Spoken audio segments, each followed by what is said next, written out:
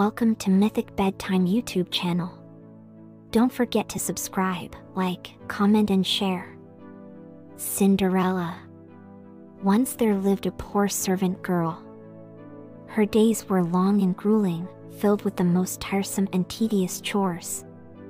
Scrubbing floors, washing clothes, dusting shelves, and cooking meals. She was made to work from dawn until dusk without a single penny in return for her long-suffering hardship. It was the most terrible injustice. You see, her mother had died and her father soon remarried. But his new wife was a simply wretched woman. And she had, from a previous marriage, 2 equally wretched daughters of her own. They would tease the poor girl dreadfully each day. And one day, while she swept the cinders from the fire, they taunted her enchanted, "Cinders, cinders, sweep, sweep, sweep, in those rags in which you sleep. From this day your name will be Cinderella, he. And, sure enough, from that day forward the servant girl's real name was forgotten and she became known across the land as Cinderella. She was a meek and mild-natured young lady. Despite years of torment from her wicked stepmother and beastly stepsisters, she did not once raise her voice to them or try to avenge them. Nor did she wish them ill. She simply continued with her duties in the hope that one day, when she was older, she would escape and live the wonderful life of which she had often dreamed. One day, came a knock on the door. Cinderella opened it. In front of her stood a small, rotund man dressed in royal regalia, carrying an important-looking scroll. Behind him stood 2 armored knights flying flags embossed with the king's arms. The little man unrolled the scroll and began to read aloud. "It is my duty to announce," he said, formally, "that His Majesty the King sends forth an invitation to all the young ladies of this fine kingdom to attend the royal ball at the palace."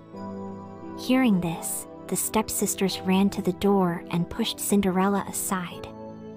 "Oh goody," they cried, clapping their hands with delight. The little man continued. "The prince, and heir to the throne, seeks a princess. And he would like to meet each lady of the kingdom in the hope of finding true love. The palace doors will open at 8 p.m. this Saturday." The little man then turned, mounted his horse and galloped off, followed closely by the 2 knights. The stepsisters closed the door and, not able to contain their excitement, let out an almighty shriek. The stepmother entered. "What is the meaning of all this hilarity?" she cried. "Oh, Mama, we have been invited to the royal ball and I feel sure that one of us will be picked as the new princess." "Of course you will," replied the stepmother, breaking into a hideous smile. "What prince would not want to marry my precious little munchkins?" Cinderella watched on, desperately trying to avoid a fit of the giggles. For she knew, as it was plain for all to see, that any prince would rather have lived a life of solitude than marry either of these wretched, selfish brutes. The stepmother turned to Cinderella. "Prepare the gowns," she hollered. Cinderella nodded. "Of course, ma'am, you have to know that Cinderella longed, more than anything, to go to the ball. But she daren't ask her wicked stepmother, for she already knew the answer. And she didn't want to hear it. So she simply busied herself for the following days with her chores and, of course, preparing her stepsister's ball gowns. The evening of the royal ball arrived. A splendid horse-drawn carriage pulled up to the front door. And the stepsisters, adorned in their painstakingly hand-stitched gowns, promptly climbed aboard. Cinderella looked on with great sadness as the carriage set off down the drive towards the palace. She sighed deeply. "If only I had a single wish," she said to herself, "I would attend the royal ball and, for just one night, be spared my frightful chores." Suddenly, there was a flash. A tiny fairy appeared in front of Cinderella, hovering like a hummingbird at Cinderella's eye level and clasping a tiny wand. "And you shall," said the fairy. "Shall what?" Cinderella replied, looking confused. "You shall have your wish, for I am your fairy godmother. Oh, how you have suffered in silence all these years. You are a kind soul, a mild and gracious young lady, and you shall go to the ball. Your wish, my dearest Cinderella, is my command." Cinderella beamed. "Oh my," she exclaimed with glee. Then she stopped, and a frown came upon her face. "But I am not prepared, fairy godmother. My clothes are threadbare, and my shoes are tattered. I cannot possibly attend the palace like this." "Worry not, Cinderella," said the fairy godmother, with a smile. "For all I will need to grant your wish is a pumpkin, a rat, 2 mice, and 4 grasshoppers." Cinderella looked mystified. "Hurry along then, dear." And she did. First, Cinderella went to the garden and returned with a large, ripe pumpkin. The fairy godmother tapped it once with her wand and, in an instant, it transformed into a majestic, golden carriage. Then, she went to a trap in the kitchen and returned with a rat. "Excellent, dear," said the fairy godmother. "Now, if you wouldn't mind just placing it on the coachman's seat for me." Cinderella obliged. Another swoosh of the wand and, this time, a resplendent coachman appeared. The 2 mice, which Cinderella found in the pantry, were turned into 2 smartly attired footmen, and the 4 grasshoppers into 4 magnificent white horses. "And now," said the fairy godmother, "for my final touch." She tapped Cinderella's shoulder with her wand. A spark flew up. The ragged clothes in which she stood a moment earlier were replaced with a picture of sublime elegance, Cinderella in a magical, sparkling ball gown fit for a princess. And, upon her feet, the finest pair of shimmering glass slippers that your eyes could behold. "Sensational!" exclaimed the fairy godmother. "But remember," she said, "shortly, as the clock strikes midnight, this magic spell will be broken and your clothes will return to rags." "I understand," said Cinderella, kissing her fairy godmother on the cheek, "and 1,000 thank yous for your wonderful kindness." Cinderella stepped into the carriage, then, with a single swish of the coachman's reins, the horse-drawn, golden carriage departed for the royal ball. A trumpet sounded as the golden carriage drew up at the palace gates. Cinderella received a royal welcome. Lords bowed low. Ladies curtsied. And many heads turned as she entered the ballroom, including that of the prince, who was immediately struck by Cinderella's elegance and the warmth of her smile. The prince approached. "Milady," he said, bowing his head slowly and offering his hand, "would you be so kind as to take my first dance?" "I would be delighted," said Cinderella. She could feel her cheeks beginning to blush as she accompanied the prince to the dance floor. The orchestra began to play. Every eye in the ballroom was upon them, including those of her stepsisters. But, such was her transformation, they simply didn't recognize her. Instead, they stared in envy, longing to take her place before the prince. But they never did. From that moment forth, the prince had only eyes for Cinderella. The 2 of them spent the whole evening dancing in each other's arms and greatly enjoying each other's company. Many hours drifted by.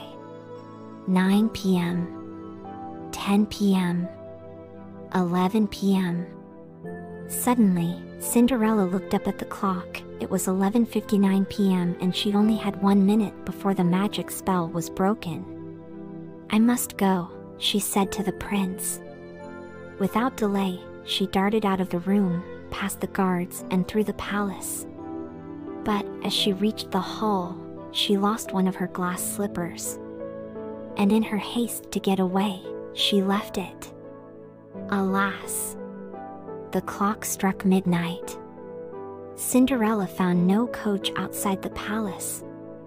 Only a pumpkin. Even the rat, mice, and grasshoppers were nowhere to be seen. And now, clad in her original rags, Cinderella had no choice but to run home alone in the darkness of the night.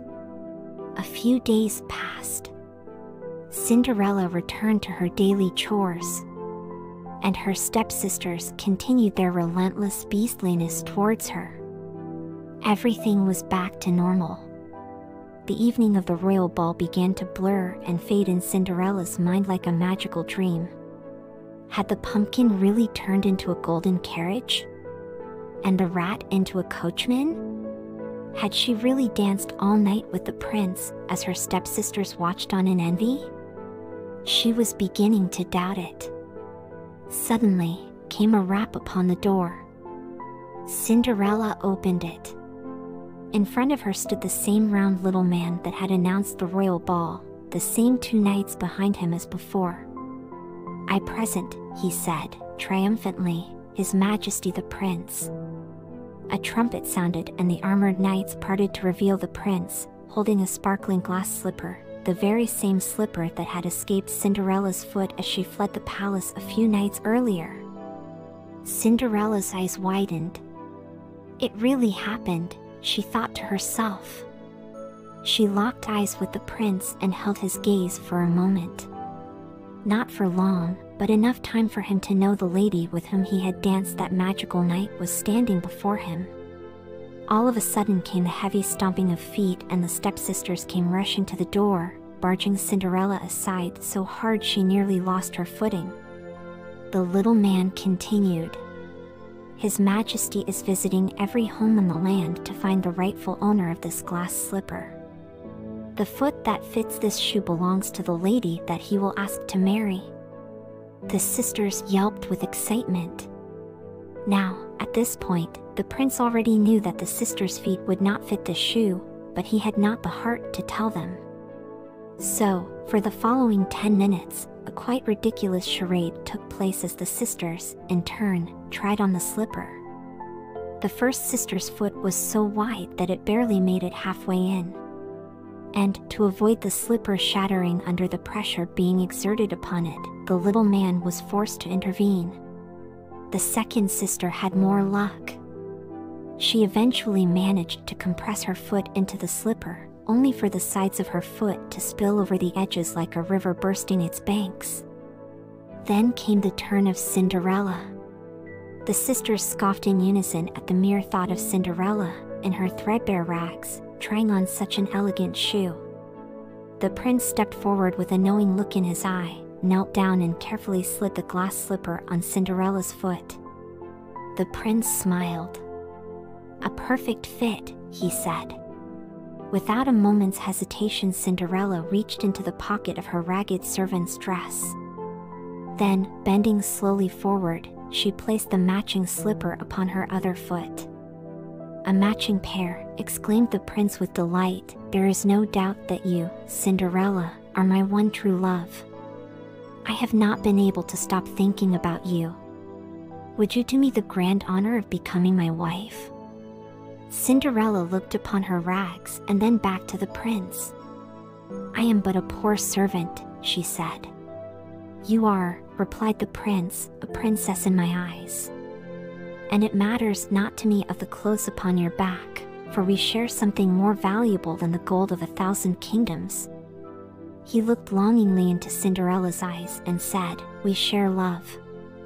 I am pleased to say that Cinderella gladly accepted the prince's proposal and, shortly after, they were married. Before long, they ruled as king and queen, and dedicated their lives to the happiness and prosperity of the people in their wonderful kingdom. The end.